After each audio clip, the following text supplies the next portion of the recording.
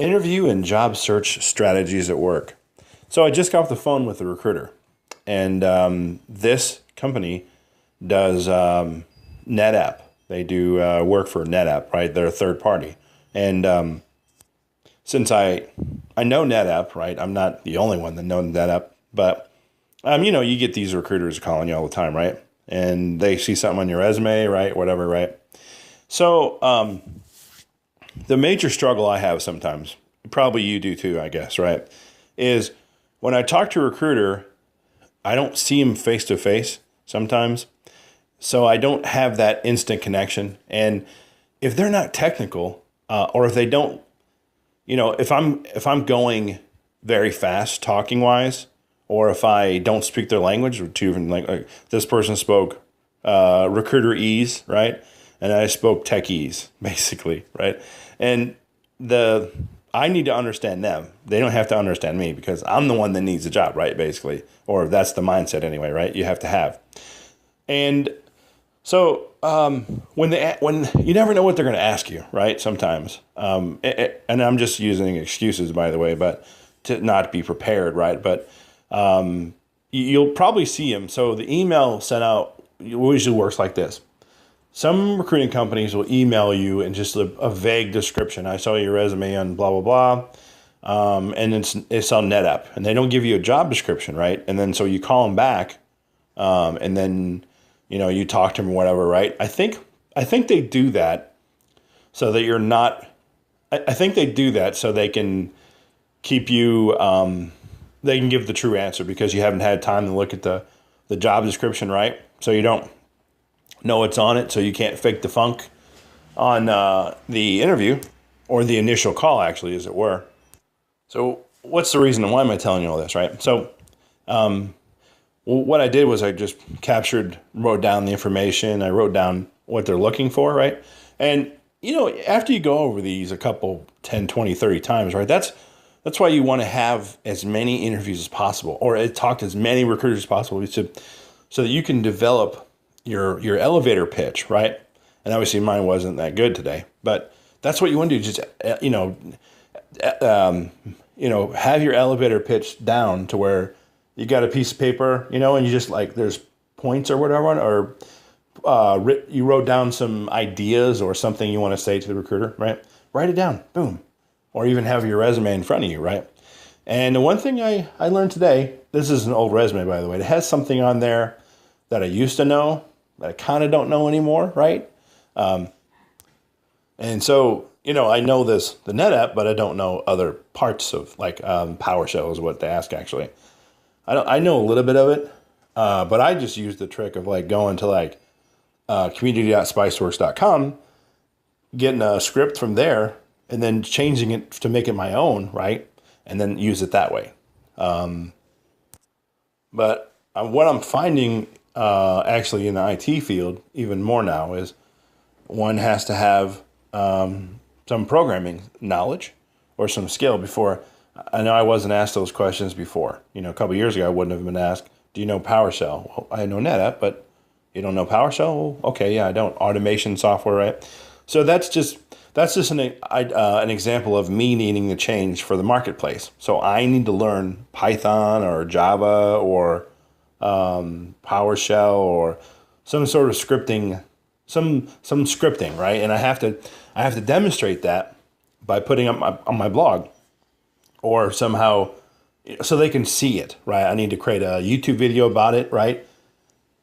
Even if I have to go to community.spiceworks.com and pull off a script, right? And then just change it and then create a video about me actually creating it, right? From scratch.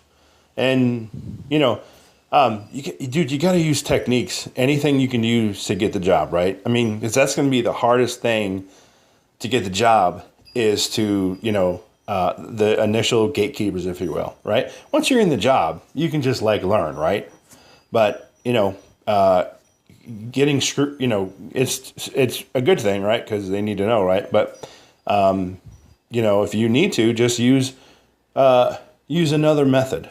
Video, create a video about PowerShell, which I'm actually going to do. I'm going to learn it or learn what I don't know and create a video about PowerShell And then like, okay, next time the recruiter calls me, oh yeah, I have a video about it. I have a video about automation. Done. There you go. Wow, awesome.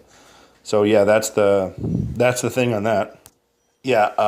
So one thing I did say is, which is true, right? When you're on the job, right? You're if you don't know, right? Within 5 minutes you can't solve a problem, or 10 minutes, whatever it is. Call the vendor. That's why the company has these large contracts with vendors, right? Like that. If you don't know, call the vendor, and then you learn. I mean, that's how I actually learned a lot. What technology did I not know, and I learned it that way? Oh yeah, NetApp, right? For example, I didn't know NetApp when I first started, and I would just do a couple YouTube videos, but there was no like test area to play around with NetApp, and NetApp's not one of those tools or software you can download for free and play around with. So I had to, if I didn't know, I talked to my colleagues. If they don't know, I just call NetApp and do a ticket with them and just figure it out, right? They walk me through a couple things, and I'm just taking notes and absorbing all this knowledge, right? Truth be told, that's how you actually become one of the better techs or better engineers, if you will, in your field, is you talk to the vendors. It's their product. It's $4 billion or whatever they spend, $1 billion or whatever it is on their product. They have a lot more people working on this issue than just me. And they know, oh yeah, this is the solution, done.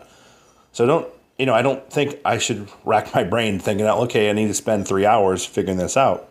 No, don't do that. The strategy is to prioritize your the break fix. Is this something that can wait till tomorrow? Is it something I need to do now? Are they going to call me from home? Is it, if I don't take care of it, will it have an adverse effect on my employment? Right? I mean, these are real things you need to think about, right? And so, just imagine. I've actually had it to where coworkers have actually said a job ago, they said, why are you always on call with the vendor? Like, I usually call the vendor once a week usually, or more actually. I didn't want to tell them because you guys designed it crappily. If you designed it better, we would have these problems, but I held my tongue and I just fixed it as needed, right? Because it's broken either way, so it doesn't do me any good to tell them, hey, you should have done this, because can't fix that, right? So, it just makes me a better tech, a better engineer when I get the experts online. Think of it this way: they've already sold you the product, right? Now they're charging you a maintenance fee. Okay, so if you don't get it fixed, no big deal. Let's say it's a yearly maintenance fee. You're going to have to wait a year to, usually what happens is their salespeople come around, before the year to get you to buy more. By that time, everything's working fine. So they don't really, it's not their concern that your product's down. Sometimes it is, but most of the time it's not. It's your problem. So they're there just to help you get the resolution. And by you involving the vendors, a lot of times they've already seen the problem, so it's easy for them to fix. And it's just as simple as, so it allows you also to get a rapport with the vendors. You establish a rapport, you talk to them, you get to know them. So that way, in a roundabout way, they're educating you on the product. They're training you, if you will, on the product. Well, that's it for today. So appreciate everybody listening to this podcast, and have a great day.